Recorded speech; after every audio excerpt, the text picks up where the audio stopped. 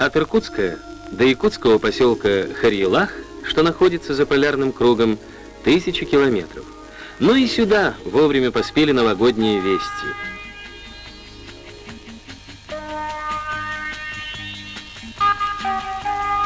В семье Николая Михайловича Николаева двойная радость. В канун праздника он, молодой оленевод, награжден орденом Знак почета.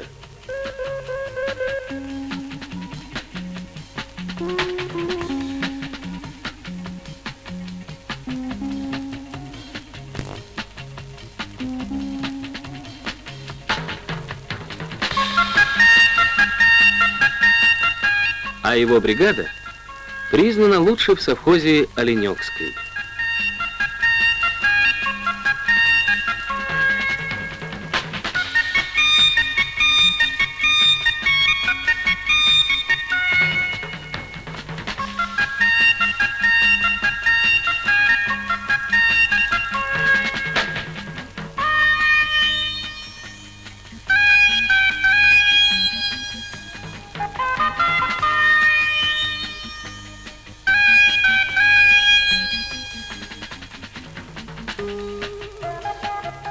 Всю бригаду ждут сегодня Николаевы к себе на пельмени.